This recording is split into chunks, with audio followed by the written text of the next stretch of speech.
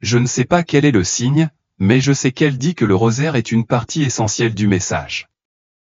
Sœur Agnès Sasagawa a reçu une série de messages de Marie et a été témoin d'autres phénomènes surnaturels il y a 50 ans. Les révélations reçues par Sœur Sasagawa sont considérées comme étroitement liées au monde moderne, de l'humanité qui s'éloigne de la foi à des événements interprétés comme des punitions du Tout-Puissant. Ce sont des avertissements de Notre-Dame à l'humanité, et de manière miraculeuse, ils se réalisent. Elle a prédit qu'un éloignement de la foi conduirait à des conflits internes et externes. Un grand châtiment s'abattra sur toute l'humanité, pas aujourd'hui ni demain, mais dans la seconde moitié du XXe siècle. L'humanité ne s'est pas développée comme Dieu le voulait. L'humanité a été sacrilège et a piétiné la merveilleuse bénédiction de Dieu. L'ordre ne règne plus nulle part, même dans les plus hautes sphères. Satan règne et dirige le cours des choses. Satan réussira même à s'infiltrer dans les plus hautes positions de l'Église. Satan réussira à semer la confusion dans l'esprit des scientifiques qui inventent des armes à fabriquer en masse. Si l'humanité ne s'oppose pas à ces mots, je serai obligé de laisser tomber le bras de mon fils en guise de vengeance. Si les principaux dirigeants du monde et de l'Église ne s'opposent pas activement à ces mots, je demanderai à Dieu, mon Père, de faire régner sa justice sur l'humanité. Alors Dieu punira l'humanité encore plus sévèrement et plus lourdement qu'il ne l'a fait au temps du grand déluge. Les grands et les puissants périront de la même manière que les humbles et les doux. Mais un temps d'épreuve plus sévère s'approche également pour l'Église. Les cardinaux s'opposeront aux cardinaux et les évêques aux évêques. Satan entrera au milieu d'eux. À Rome, de grands changements se produiront. Ce qui est pourri tombe, et ce qui tombe ne doit pas être conservé. L'Église sera obscurcie et le monde entier sera jeté dans une grande confusion. La grande guerre éclatera dans la seconde moitié du XXe siècle. Du feu et de la fumée tomberont du ciel, et les eaux de l'océan se transformeront en vapeur, projetant leur écume jusqu'au ciel. Tout ce qui reste debout sera renversé d'une heure à l'autre. Des millions et des millions de personnes mourront. Ceux qui survivront envieront les morts.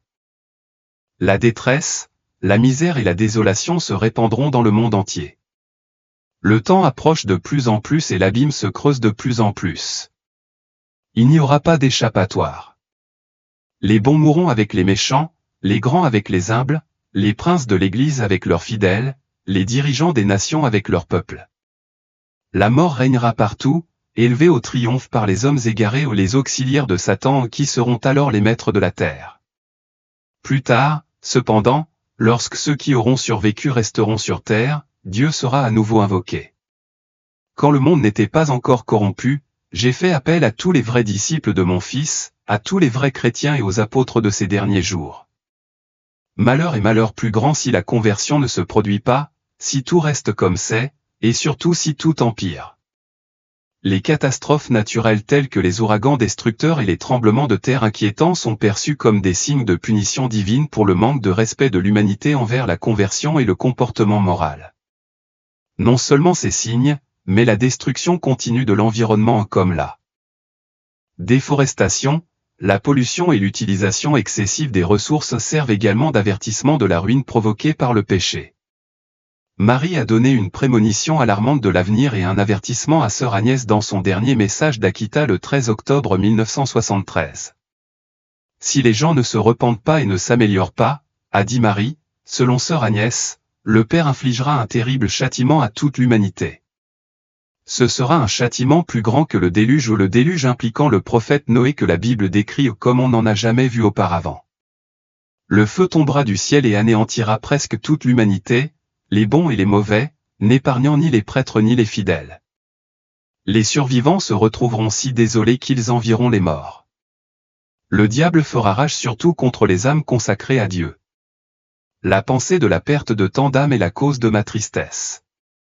Si les péchés augmentent en nombre et en gravité, il n'y aura plus d'espoir.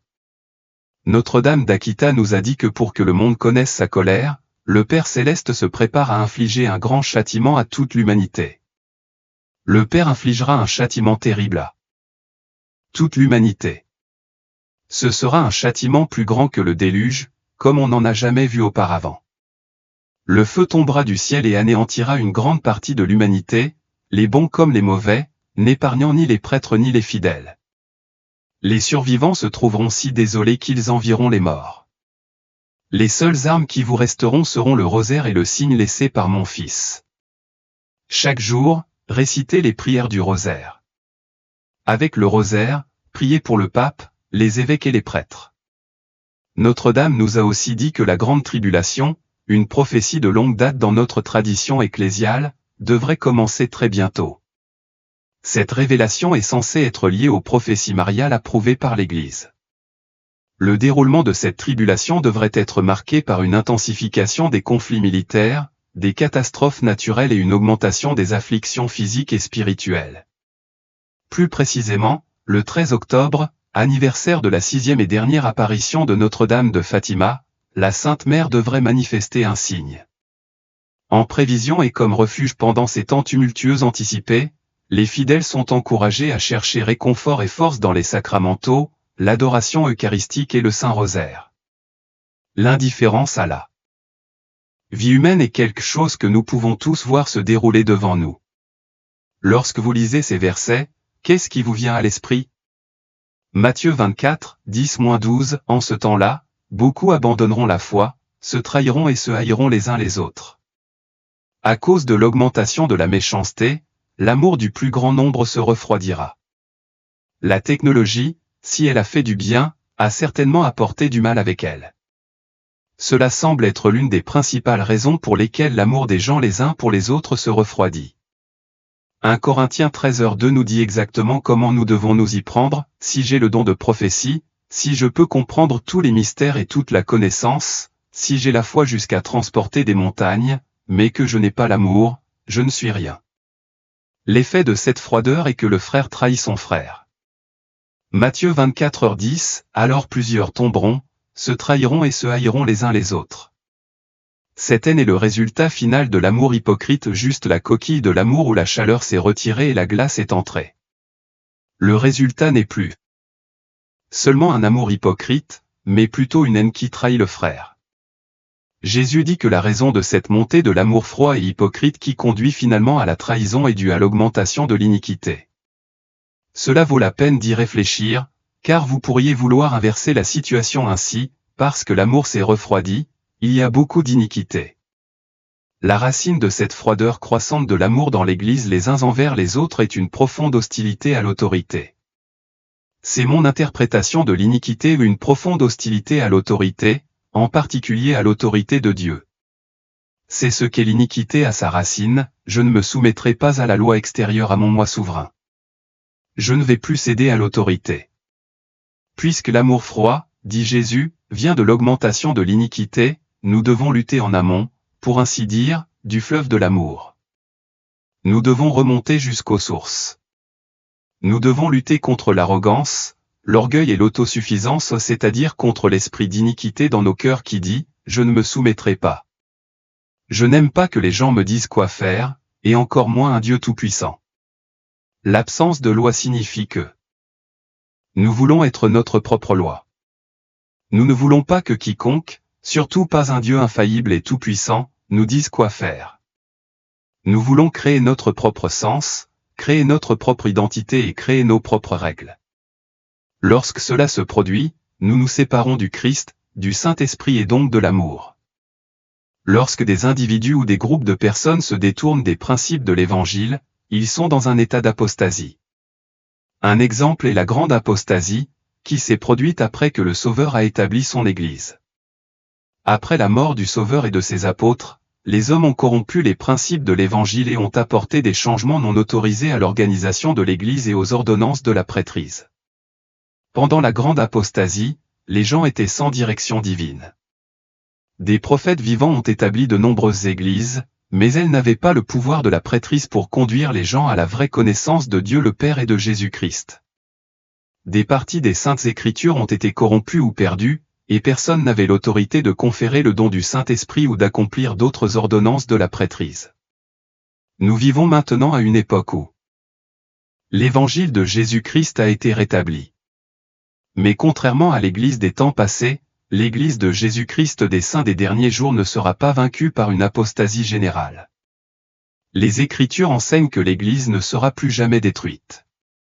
Bien qu'il n'y ait pas d'autre apostasie générale de la vérité, nous devons chacun nous protéger contre l'apostasie personnelle en respectant les alliances, en obéissant aux commandements, en suivant les dirigeants de l'Église, en prenant la Sainte Seine et en renforçant constamment notre témoignage par l'étude quotidienne des Écritures, la prière et le service. Dieu contrôle tout. Nous comprendrons pleinement le poids et la vérité de ces prophéties au fil du temps. Pourtant, peu importe ce qui ressort des révélations de la religieuse, une profonde conviction réside en nous. Cette génération traverse des temps cruciaux et décisifs, se dirigeant vers la fin des temps. Nous sommes les témoins d'un monde qui se déchaîne à travers des événements qui font écho à des prophéties inquiétantes, chacune marquée par l'émergence de guerres, de catastrophes naturelles et de changements sociétaux importants, chacun étant intimement lié à l'eschatologie catholique. Le monde séculier ignore encore largement que chaque événement qui se déroule est un pas de plus vers l'aboutissement de l'histoire du salut. Si nous essayons de leur dévoiler nos discernements, le refrain des sceptiques est susceptible de refléter 2 Pierre 3, 3-4, sachez avant tout que, dans les derniers jours, il viendra des moqueurs trompeurs, marchant selon leur propre convoitise, et disant, où est la promesse et l'avènement? Car depuis que les pères se sont endormis, tout demeure comme au commencement de la création. Pourtant, fortifiés par la foi, nous savons que le jour du Seigneur approche. Il pourrait bien se lever sur notre génération, comme le mentionne Matthieu 24h42, veillez donc, car vous ne savez pas à quelle heure votre Seigneur viendra. Par conséquent, dans l'attente et la vigilance, priez sans cesse et cherchez à vous abriter sous le manteau protecteur de la Sainte Mère. Alors que l'attente de l'ère de paix et de la seconde venue de Jésus se prolonge, notre appel est d'être profondément présent en ce moment même, pour être capable de nous repentir. Certains d'entre nous s'accrochent au passé, accablés par lui, nous tentant de pécher ou de nous attarder sur de mauvaises pensées. Mais notre Père aimant comprend tendrement notre passé. Ne nous jugera pas sur cette base. Lorsqu'il reviendra, il nous jugera puissamment en fonction de notre acceptation de son invitation d'amour, de miséricorde et de pardon dans le présent. Nous ne devons pas nous sentir dépassés ou inquiets de ce que nous serions si nous arrivions effectivement au temps des châtiments et de la grande tribulation. Pour l'instant, vivons chaque jour avec une confiance totale en Dieu et dans la prière. En ces temps révélateurs, la simplicité mais la profondeur des paroles de saint Augustin nous interpellent, confier le passé à la miséricorde de Dieu, le présent à l'amour de Dieu et l'avenir à la providence de Dieu. Lorsque sœur Agnès Sasagawa, la visionnaire d'Akita, au Japon, est décédée à l'âge de 93 ans le 15 août, lors de la solennité de l'Assomption, les messages qui lui auraient été donnés et leurs liens avec ceux de Fatima sont à nouveau sous les projecteurs. Les liens entre Akita et Fatima sont frappants, à commencer par le message principal d'Akita et le miracle du soleil de Fatima, tous deux ayant eu lieu le 13 octobre. Le jour de la semaine était également le même, un samedi, le jour spécial de Notre-Dame. Les apparitions de Notre-Dame se sont terminées à Fatima avec le miracle du soleil à cette date en 1917. À cette même date et au même jour de la semaine en 1973, elle a donné son 3e message d'une série de 4 à sœur Agnès. Fatima et Akita ont toutes deux commencé par la visite d'un ange. Lorsque sœur Agnès des servantes de la Sainte Eucharistie priait le rosaire alors qu'elle se remettait d'une maladie à la maison en 1969, son ange gardien lui est apparu et lui a dit d'ajouter, après chaque dizaine, ô mon Jésus, pardonne-nous nos péchés, sauve-nous des feux de l'enfer, conduis toutes les âmes au ciel, en particulier celles qui ont le plus besoin de ta miséricorde. C'était la prière que Notre-Dame enseignait. Enseignée et demandée à Fatima, la religieuse n'avait jamais entendu parler de cette prière additionnelle au rosaire, car à cette époque, il n'en existait pas de traduction en japonais. Puis vint le samedi 13 octobre 1973, lorsque Notre-Dame apparut à sœur Agnès alors qu'elle était en adoration eucharistique avec sa supérieure, récitant le rosaire. Dans le contexte spirituel et institutionnel turbulent actuel, l'Église catholique traverse de graves épreuves et tribulations. Ces temps difficiles mettent en lumière les prophéties délivrées lors des apparitions de Fatima. Les révélations de la Sainte Vierge Marie lors de ces apparitions ont dévoilé une série de châtiments conduisant à une ère glorieuse de paix. Notre-Dame de Fatima a dit, « Si mes demandes sont entendues, la Russie se convertira et il y aura la paix. Sinon, elle répandra ses erreurs dans le monde entier, provoquant des guerres et des persécutions contre l'Église. Les bons seront martyrisés, le Saint-Père aura beaucoup à souffrir et diverses nations seront anéanties. À la fin, mon cœur immaculé triomphera. Le Saint-Père me consacrera la Russie, elle se convertira et une période de paix sera accordée au monde. » Les messages de Notre-Dame ont tous eu lieu en 1973, le plus sévère ayant été transmis le 13 octobre 1973, l'anniversaire du miracle du soleil à Fatima, au Portugal. Les messages parlent d'eux-mêmes et ont des connotations apocalyptiques plus larges, le rosaire étant à plusieurs reprises le moyen le plus sûr d'apaiser la colère de Dieu. Comme je vous l'ai dit, si les hommes ne se repentent pas et ne s'améliorent pas, le Père infligera une terrible punition à toute l'humanité. Ce sera un châtiment plus grand que le déluge, comme on n'en a jamais vu auparavant. Le feu tombera du ciel et anéantira une grande partie de l'humanité, les bons comme les mauvais, sans épargner ni les prêtres ni les fidèles. Les survivants se trouveront si désolés qu'ils envieront les morts. Les seules armes qui vous resteront seront le rosaire et le signe laissé par mon Fils. Les messages concernant l'Église ont été largement diffusés et débattus, le plus connu étant cardinaux contre cardinaux, évêques contre évêques. Tout cela doit aussi être replacé dans le contexte de l'époque, des changements massifs et de la perte du sentiment de sécurité du familier dans la période immédiatement post-Vatican II. Le pape lui-même avait parlé de la fumée de Satan qui était entrée dans l'Église. L'œuvre du diable s'infiltrera jusque dans l'Église de telle manière que l'on verra les cardinaux s'opposer aux cardinaux, les évêques aux évêques. Les prêtres qui me vénèrent seront méprisés et combattus par leurs confrères. Les églises et les autels seront saccagés. L'Église sera pleine de ceux qui acceptent des compromis, et le démon poussera de nombreux prêtres et âmes consacrées à quitter le service du Seigneur. Notre-Dame est la mère de Dieu et aussi notre mère. Elle se soucie profondément de nous et de notre salut. C'est toujours le message persistant de ses apparitions les plus célèbres, une profonde préoccupation pour les pauvres pécheurs et la conséquence ultime du péché. Tout comme pour les apparitions de Fatima, le Saint-Rosaire est l'arme de choix pour lutter contre tout ce qui fait obstacle au salut. Beaucoup d'hommes dans ce monde affligent le Seigneur. Je désire que des âmes le consolent, qu'elles adoucissent la colère du Père Céleste.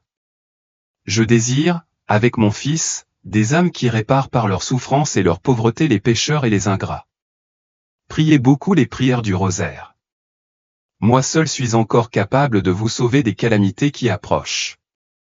Ceux qui mettent leur confiance en moi seront sauvés. Les phénomènes surnaturels d'Akita en 1973 furent remarquables. Alors qu'elle était encore novice, sœur Agnès commença à éprouver des phénomènes spirituels inhabituels. Parmi ceux-ci, elle vit des rayons brillants émaner du tabernacle et reçut des messages de Marie. La lumière m'a tellement submergé que je me suis jeté par terre, dira plus tard sœur Agnès à propos de la lumière provenant du tabernacle. Le 28 juin 1973, alors qu'elle se préparait à sa profession religieuse, une douloureuse plaie en forme de croix apparut sur sa main, saignant abondamment.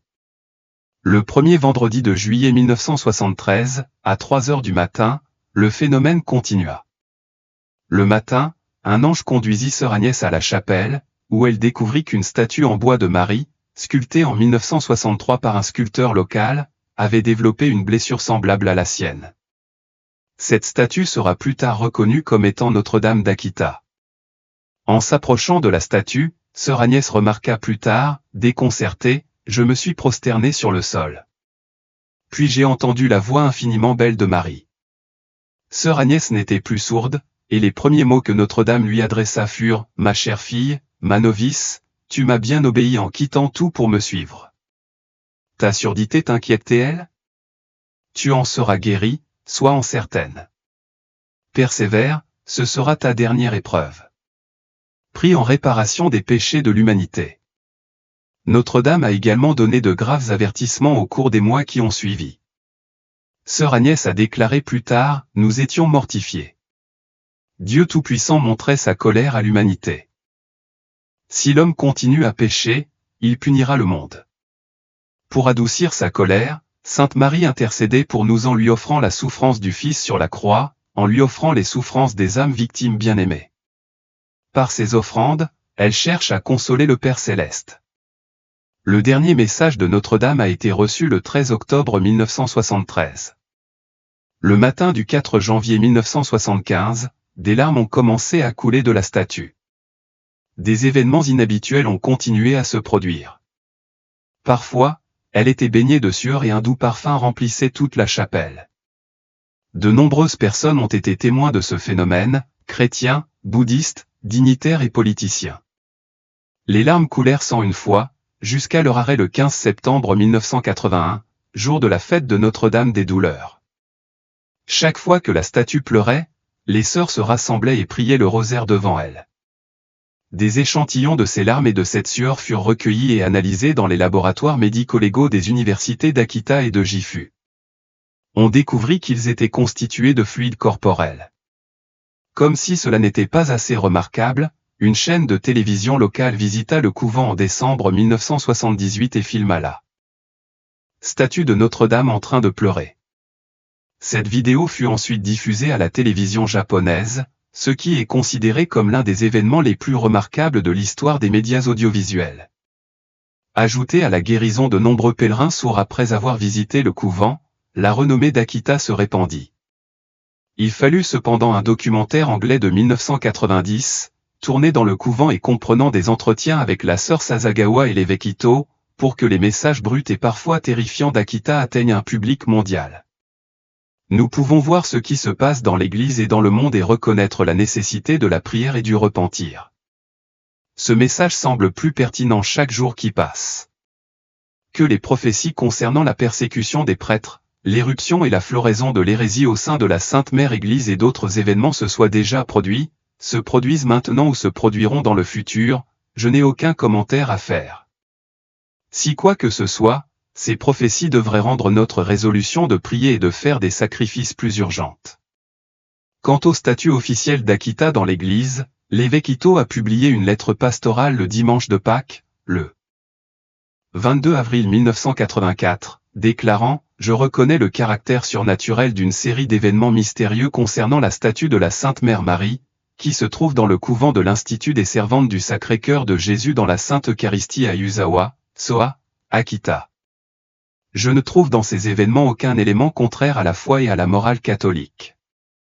En conséquence, j'autorise dans tout le diocèse la vénération de la Sainte Mère d'Akita en attendant le jugement définitif du Saint-Siège sur cette question. » L'évêque Ito avait été le directeur spirituel de sœur Agnès.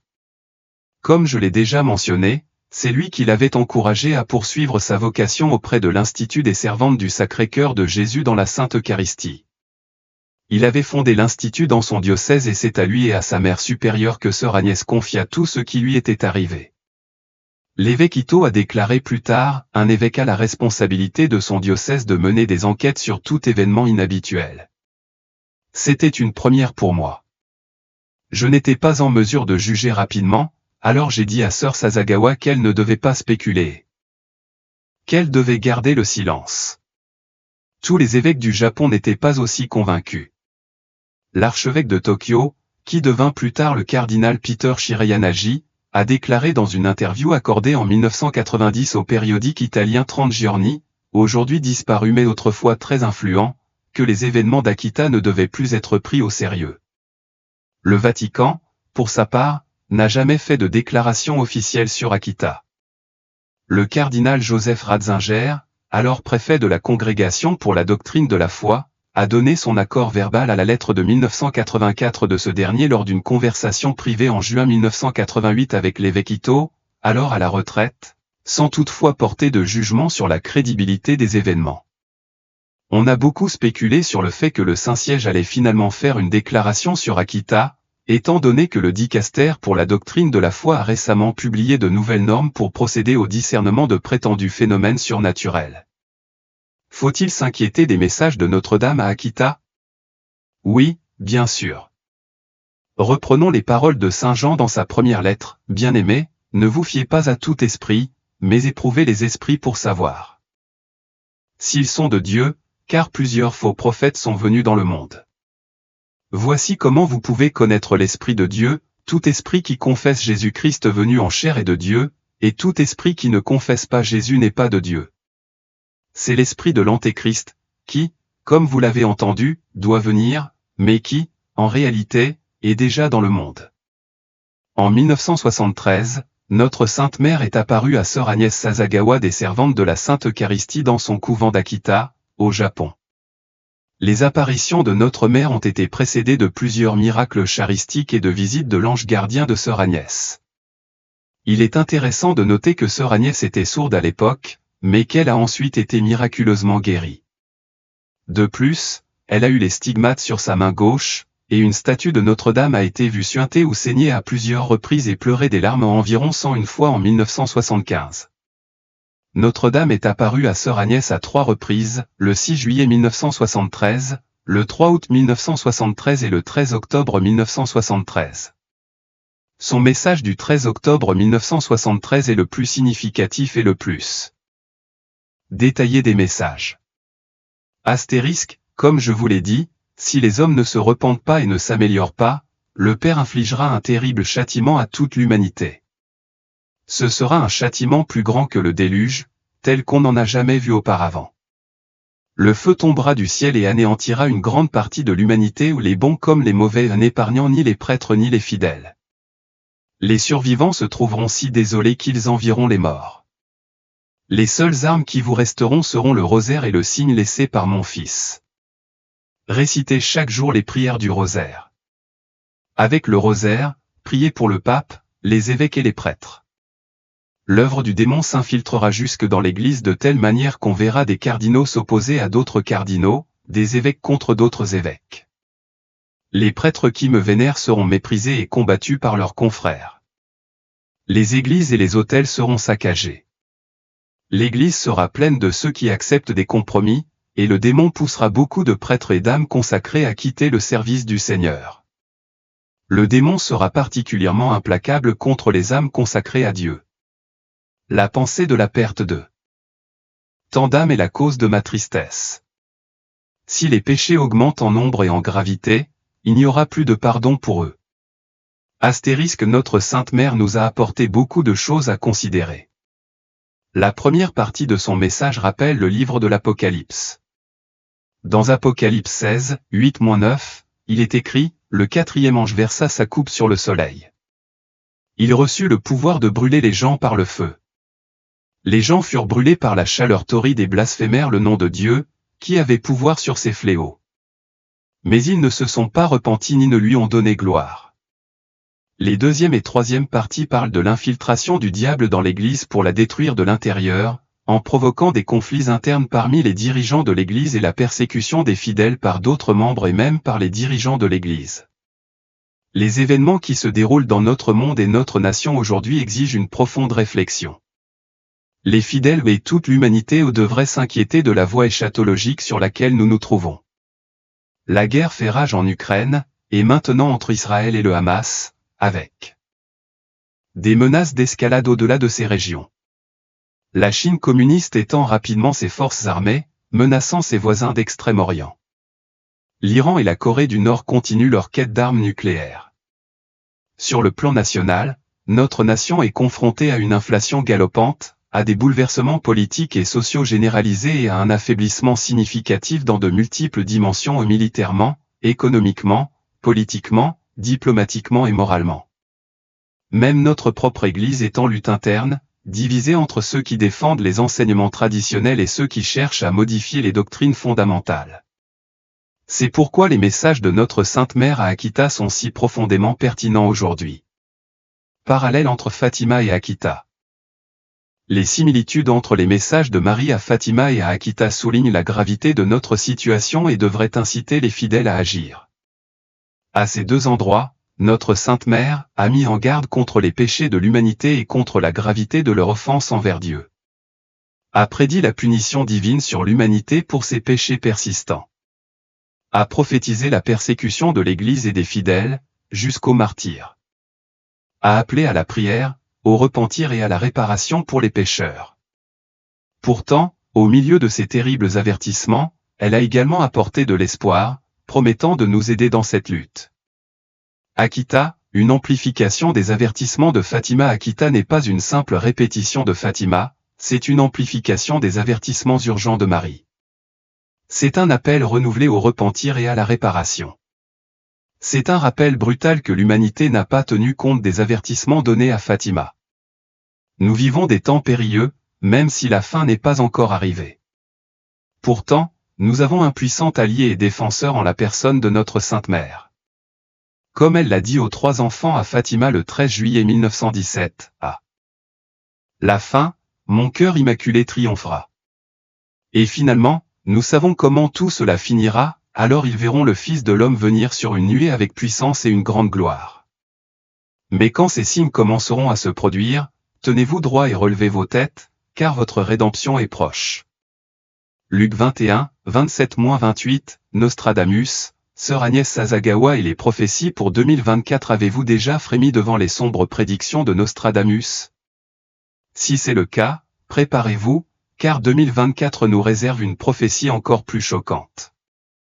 Sœur Agnès Sasagawa, une religieuse catholique romaine du Japon, a reçu des messages divins par l'intermédiaire d'une statue miraculeuse de la Vierge Marie, qui a pleuré 101 fois et a émis un parfum céleste.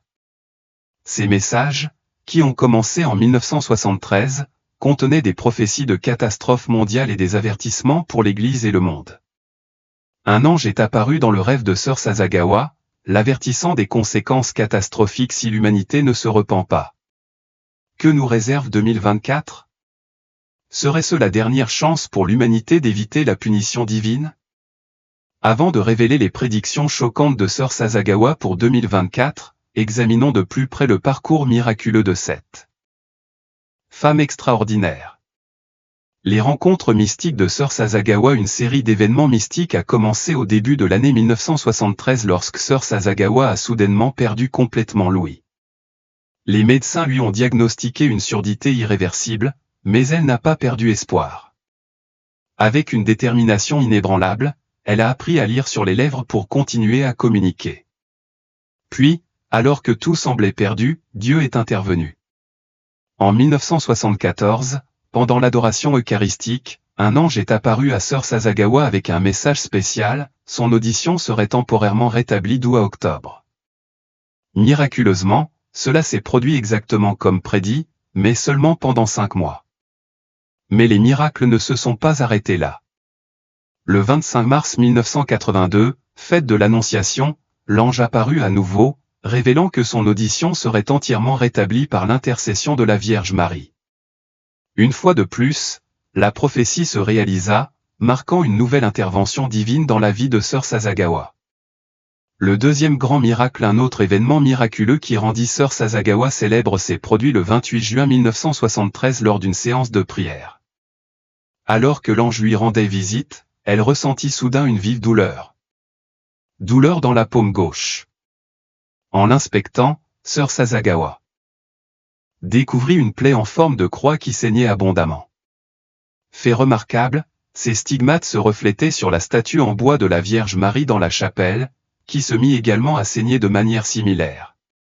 Comme si ces événements ne suffisaient pas, le 3 août 1973, Sœur Sasagawa fut réveillée par son ange gardien à minuit, lui ordonnant de se lever d'urgence.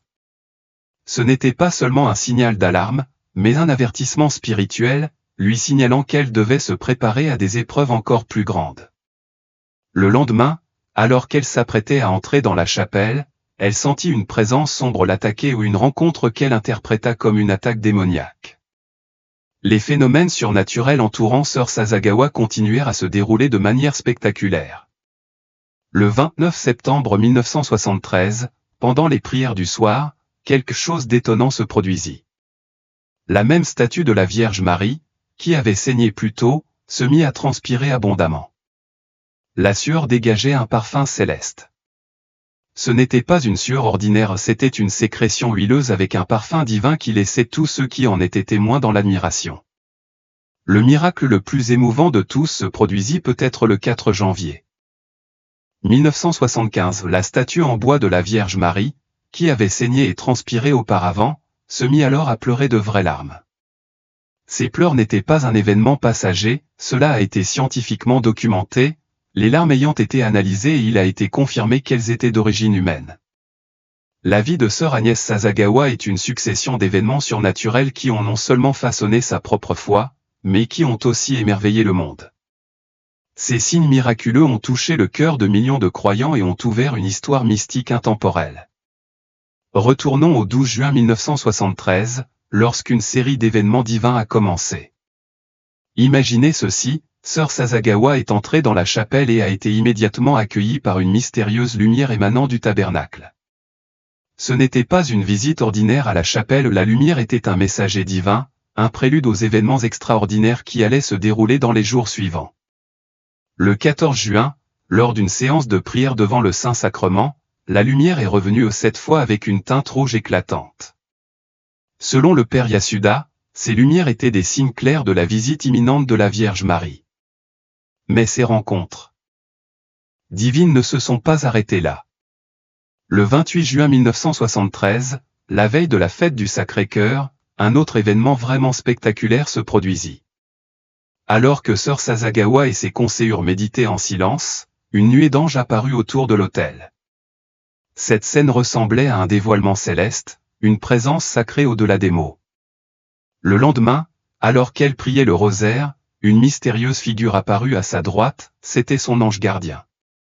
Non seulement l'ange la bénit de sa présence, mais il lui communiqua également des prières venues du ciel. Certains de ces enseignements faisaient écho à ceux donnés aux 3 enfants bergers à Fatima en 1916. Ces enseignements contenaient des messages et des prédictions profondes que sœur Sasagawa emporterait avec elle pour le reste de sa vie. Il ne s'agissait pas de prières ordinaires, mais de communications divines qui reliaient ses expériences à celles choisies par Dieu tout au long de l'histoire.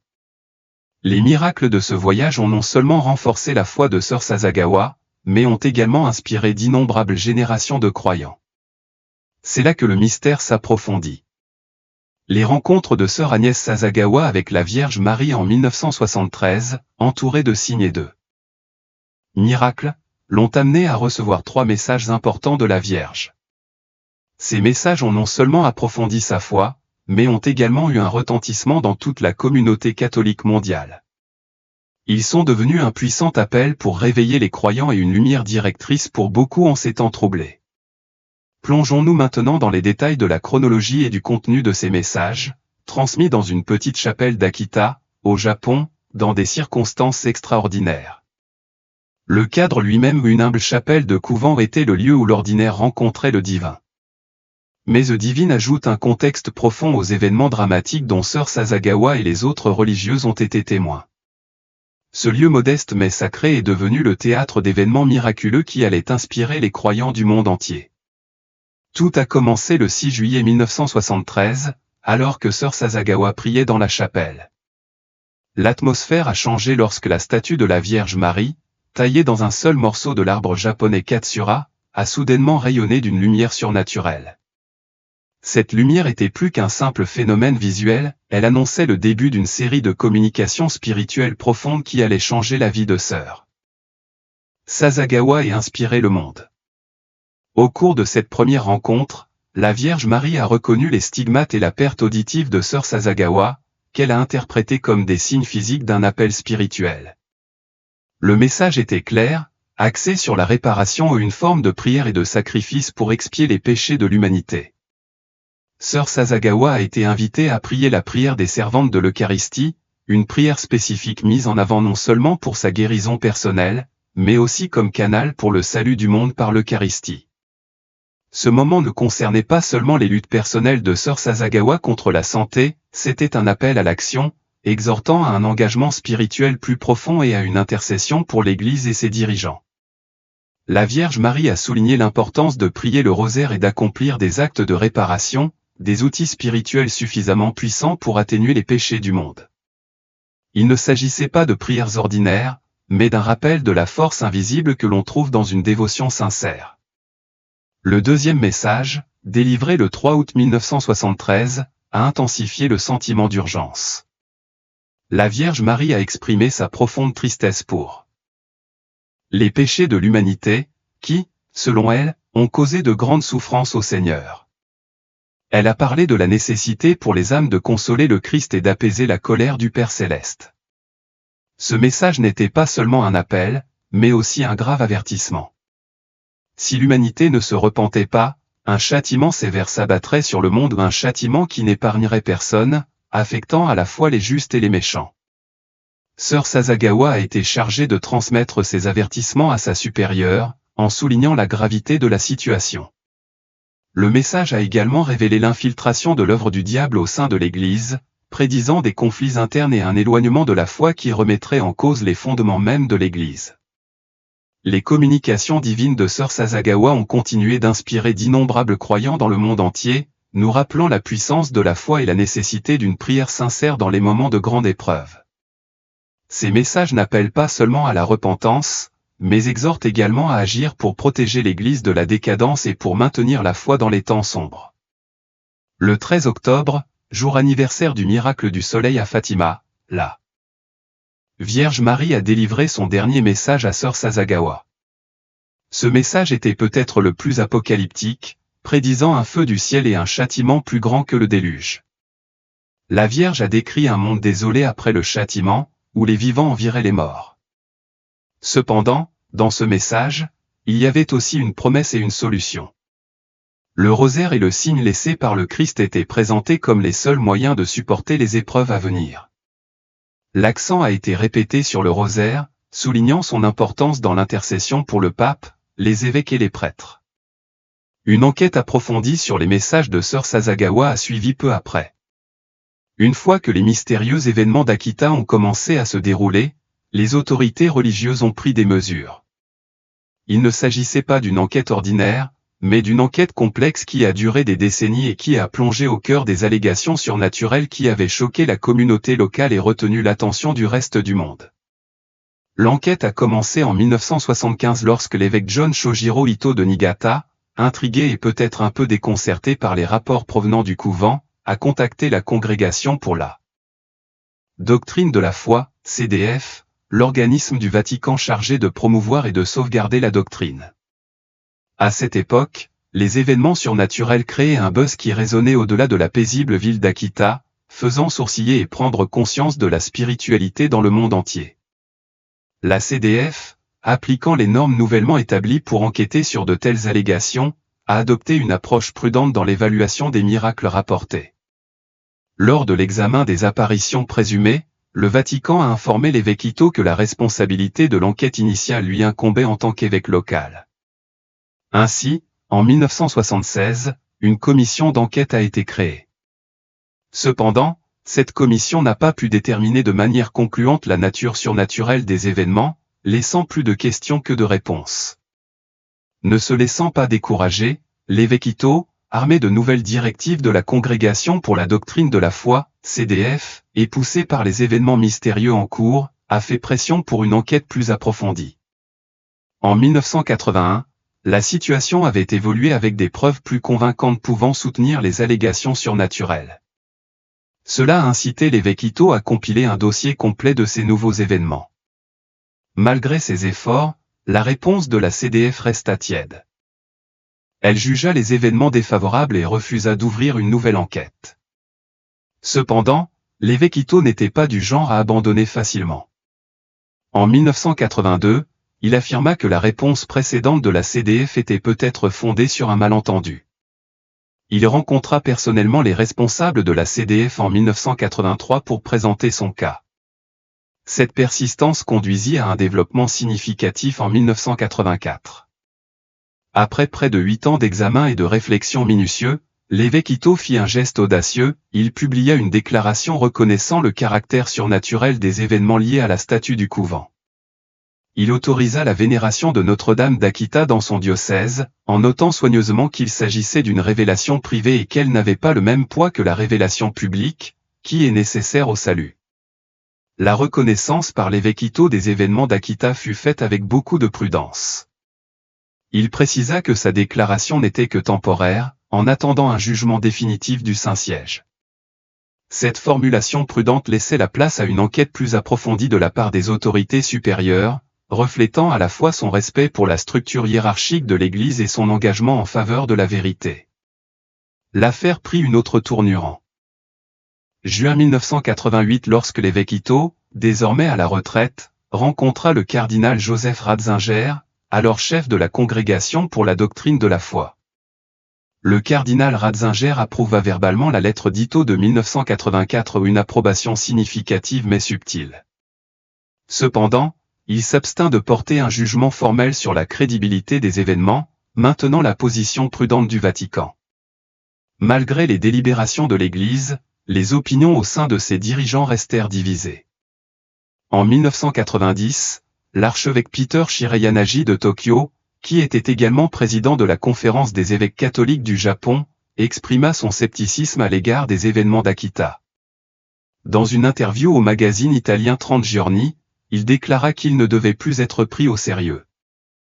Sa déclaration a marqué un changement significatif dans la perception de l'Église japonaise des apparitions d'Akita, reflétant la nature complexe et souvent controversée de la vérification des phénomènes surnaturels au sein de l'Église. Au cours de toutes les enquêtes religieuses et des débats théologiques, le Saint-Siège n'a jamais émis de jugement définitif sur les événements d'Akita, laissant la question dans un état de limbe doctrinal. Cependant, la déclaration de l'évêque Ito n'a pas été annulée par ses successeurs ni par le Vatican. Selon le droit canon, cela signifie que l'apparition reste officiellement approuvée pour le diocèse de Niigata. Cela apporte du réconfort et une foi profonde à de nombreux croyants qui continuent de considérer Akita comme un symbole de l'intervention divine et un rappel de l'importance de la foi dans les temps difficiles. Les événements miraculeux entourant Sœur Sasagawa ne se sont pas limités à elle seule, mais se sont également étendus à d'autres. En 1983, son histoire s'est entrelacée avec celle d'une femme sud-coréenne nommée Teresa Chin, qui était dans un état végétatif en raison d'un cancer du cerveau en phase terminale. Lorsque des pèlerins sud-coréens se sont rendus au couvent de Yuzawa, où résidait Sœur Sasagawa, un miracle attribué à Notre-Dame d'Akita s'est produit, qui a permis à Teresa Chin de se rétablir complètement. Ce miracle a largement dépassé les attentes médicales. Le 15 octobre 1983, Notre-Dame d'Akita a étendu son pouvoir miraculeux au-delà du Japon. Après des prières offertes au couvent où vivait Sœur Sasagawa, Teresa Chin, qui était dans un état végétatif, a connu une guérison complète, un événement qui n'était rien de moins qu'un miracle médical. Une documentation médicale complète, y compris des radiographies avant et après, a fourni la preuve d'une intervention divine qui a transcendé les limites de la science. Mais l'histoire est plus complexe qu'il n'y paraît. Sœur Agnès Katsuko Sasagawa, un nom qui évoque la résilience et la foi, porte une histoire à la fois inspirante et miraculeuse. Née au Japon le 28 mai 1931, l'enfance de Sœur Sasagawa n'a pas été facile. Elle est venue au monde prématurément, marquant le début d'une vie remplie de problèmes de santé. Dès son plus jeune âge, sa condition physique fragile semblait préfigurer un destin difficile, mais elle laissait également entendre qu'elle était une âme spéciale destinée à une mission sous la direction de Dieu. Malgré sa faiblesse physique, son esprit est resté intact. À l'âge de 19 ans, sa vie a pris un tournant dramatique lorsqu'un accident médical lors d'une appendicectomie l'a laissé paralysé du système nerveux central. Cette condition l'a rendue immobile pendant 16 longues années, au cours desquelles elle a été transportée d'un hôpital à l'autre, subissant d'innombrables interventions chirurgicales. Son enfance, marquée par des épreuves, semblait signifier qu'elle était destinée à une plus grande vocation. Cependant, la vie de Sœur Sasagawa était sur le point de changer de manière profonde. Alors qu'elle se trouvait dans une clinique de Myoko, à Niigata, elle a rencontré une infirmière nommée Miss W, dont la foi catholique profonde et les soins dévoués ont non seulement contribué à améliorer sa santé, mais l'ont également initiée au christianisme. Cette rencontre décisive a déclenché le début de son cheminement spirituel. En cheminant avec une foi et une détermination retrouvées, Sœur Sasagawa aspirait à consacrer sa vie à Dieu. Malgré des inquiétudes initiales concernant sa santé, ses parents ont finalement soutenu sa décision et elle a rejoint la congrégation des Sœurs du Cœur Immaculé de Marie à Nagasaki. Ses premières années, remplies de souffrance et de résilience, semblaient avoir été guidées par Dieu, la préparant au chemin spirituel extraordinaire qu'elle allait parcourir. Ce chemin allait non seulement la rapprocher de Dieu, mais aussi avoir un impact sur d'innombrables autres personnes, car ces expériences miraculeuses ultérieures et les messages de la Vierge Marie allaient inspirer les croyants du monde entier. Maintenant, c'est là que les choses deviennent encore plus intéressantes. Avant d'approfondir cette discussion, il est essentiel de souligner que notre objectif ici n'est pas de défendre un point de vue spécifique, mais plutôt d'explorer les récits et les interprétations dont les gens ont discuté autour de ce sujet. Juste au moment où vous pensiez que c'était fini, plus de 4 décennies après que la première apparition ait secoué le paysage spirituel d'Akita, au Japon, Sœur Agnès Sasagawa a de nouveau attiré l'attention du monde. En 2019, cette humble religieuse, qui avait vécu tranquillement depuis ses expériences précédentes, a reçu un nouveau message qui semblait entrer en résonance avec la crise mondiale en cours et les besoins spirituels de notre époque. Par une matinée calme d'octobre, une présence divine familière est venue rendre visite à Sœur Sasagawa, son ange gardien, un messager qui ne lui avait pas parlé depuis des années. L'ange l'a réveillée avec une directive qui faisait écho au ton urgent des rencontres passées. Le message de l'ange était simple mais profond: couvrez-vous de cendres et priez le rosaire de la réparation tous les jours. Devenez comme un enfant. Offrez des sacrifices tous les jours. Ce message, diffusé pour la première fois sur WQP 98.3 FM, une station de radio catholique du Massachusetts, a fait des vagues dans la communauté catholique et au-delà, rappelant à beaucoup l'appel permanent à la repentance et à l'humilité. Le choix des mots dans le message de 2019 rappelle les anciennes traditions de pénitence et de renouveau. Se couvrir de cendres est un symbole biblique de deuil et de repentir, un geste qui reflète la tristesse pour ses péchés et un appel à la miséricorde. L'appel à devenir comme un enfant s'inspire des propres paroles du Christ sur la pureté du cœur et l'humilité requise pour entrer dans le royaume des cieux. Ces éléments combinés suggèrent un besoin profond de retour aux éléments essentiels de la foi: simplicité, pureté et dévotion sincère. L'instruction de prier un rosaire réparateur quotidien poursuit le thème de la prière d'intercession de toute une vie de Sœur Sasagawa, en soulignant son importance dans le champ de bataille spirituel complexe du monde moderne. Cette pratique du rosaire quotidien n'est pas seulement un rituel, c'est une arme dans l'arsenal spirituel contre les maux qui affligent la société contemporaine: la guerre, la maladie et la décadence morale. La révélation de 2019 peut être contextualisée en examinant les événements mondiaux qui ont marqué ces dernières années. Le conflit en cours en Ukraine, l'escalade des tensions au Moyen-Orient et l'ampleur imprévue de la pandémie à l'échelle mondiale ne sont que quelques exemples. Ces événements ont non seulement causé des souffrances généralisées, mais ont également provoqué une profonde réévaluation de la vie spirituelle et des priorités à travers le monde.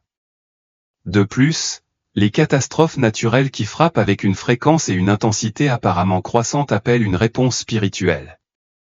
Le message de Sœur Sasagawa exhorte les fidèles à regarder au-delà du matériel et à considérer les implications spirituelles de ces crises. L'appel au sacrifice suggère que chaque individu a un rôle à jouer dans la guérison collective du monde, en contribuant par le sacrifice personnel et la prière. L'inclusion de sacrifices quotidiens dans le message sert à rappeler le pouvoir des petits actes personnels de bonté et de pénitence dans un monde souvent dominé par de grands gestes et des actions qui attirent l'attention. Le message réaffirme l'importance des actes de charité et d'abnégation discrets, souvent inaperçus. Il est intéressant de noter que la réaction à ce nouveau message a été mitigée, reflétant la réception des messages originaux d'Akita. Alors que certains le voient comme un avertissement prophétique, d'autres le voient comme un renforcement des devoirs chrétiens fondamentaux. Qu'en pensez-vous? Le 6 juillet 2024 marquera les 50 ans des premières apparitions d'Akita, qui ont ému le monde avec des messages de pénitence et de prière. Mais ce que Sœur Sasagawa a prédit pour 2024 a choqué le monde. Voici ce qui se passera d'ici la fin de l'année si nous ne suivons pas les instructions que lui a données la Vierge Marie. Ce n'est pas tous les jours qu'une religieuse dans un couvent japonais tranquille suscite une conversation mondiale, mais c'est exactement ce qui s'est passé lorsque Sœur Sasagawa, désormais une figure vénérable à 93 ans, a délivré un nouveau message qui a trouvé un écho. À travers les continents, Sœur Agnès Sasagawa d'Akita est connue pour son rôle dans la transmission de messages célestes. Aujourd'hui, sa dernière prédiction a envoyé des ondes d'urgence partout dans le monde. Le message qu'elle a révélé est venu lors d'une visite à la veille du 50e anniversaire d'Akita. Le visiteur céleste? Nul autre que son ange gardien, habitué à délivrer des missions divines. La prédiction de Sœur Sasagawa pour 2024 n'était pas simplement un appel à une spiritualité plus profonde ou à des ajustements mineurs dans la dévotion quotidienne. Ce fut une révélation dramatique, un thriller spirituel qui se déroulait en temps réel. Elle a décrit des visions de catastrophes naturelles, de bouleversements sociaux et d'une crise spirituelle de plus en plus profonde. Selon elle, ces événements dépasseraient les épreuves de toute époque passée si l'humanité ne tenait pas compte de l'avertissement. Pourquoi cette urgence? Selon son message, le monde se trouve à un carrefour crucial. Les choix faits maintenant dans la prière et l'action pourraient soit décourager, soit susciter une cascade de réponses divines destinées à réaligner les chemins capricieux des cœurs humains. Les détails de la prophétie de Sœur Sasagawa dressent un tableau saisissant, des conditions météorologiques erratiques perturbant la vie telle que nous la connaissons, des tensions politiques s'intensifiant dans des territoires inexplorés et un refroidissement notable de la chaleur de la bonté humaine.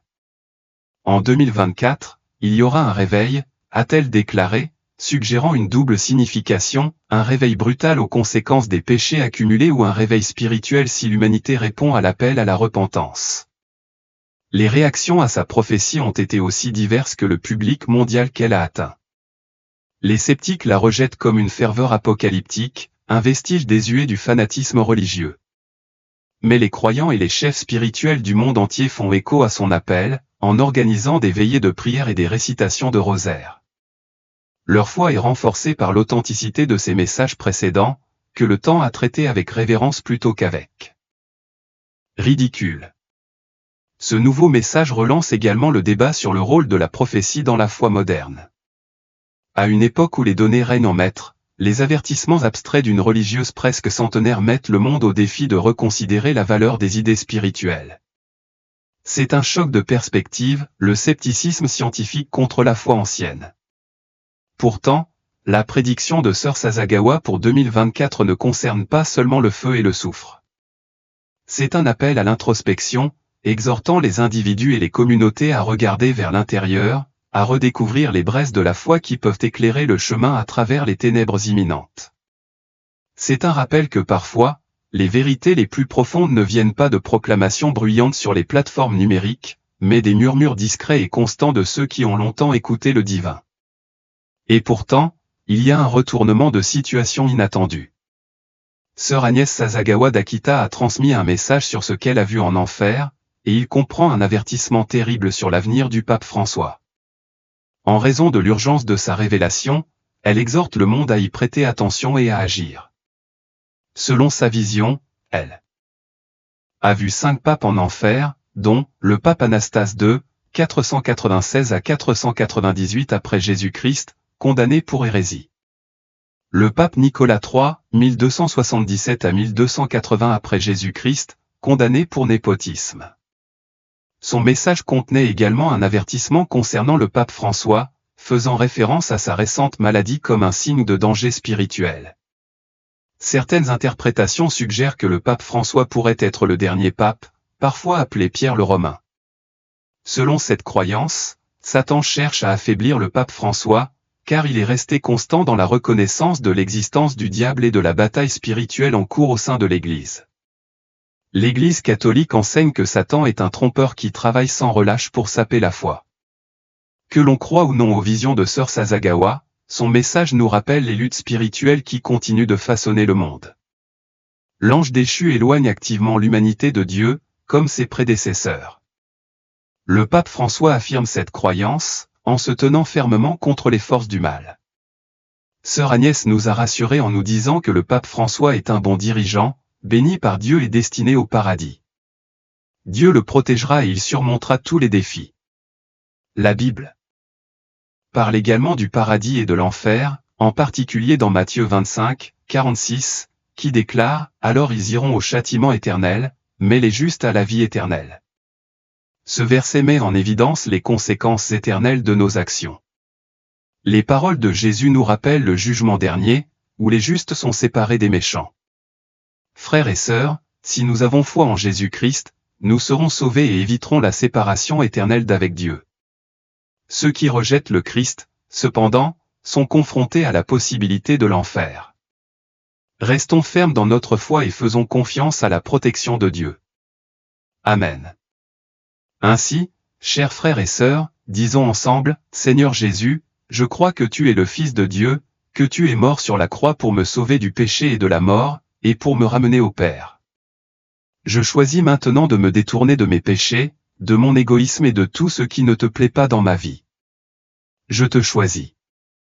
Je me donne à toi. Je reçois ton pardon et te demande de prendre la place qui te revient dans ma vie en tant que mon sauveur et Seigneur. Viens, règne dans mon cœur. Remplis-moi de ton amour et de ta vie, et aide-moi à devenir une personne qui aime vraiment comme toi. Restaure-moi, Jésus. Vis en moi, aime à travers moi. Merci, Seigneur. Au nom de Jésus, je prie. Amen. Merci d'avoir regardé notre vidéo, frères et sœurs. Sans crainte, et avec plus de foi que jamais, continuons dans la foi. Que Dieu vous bénisse toujours et que vous continuiez à prier pour que Dieu nous montre à tous sa grâce et ses bénédictions. Que Dieu nous bénisse et nous protège. Amen.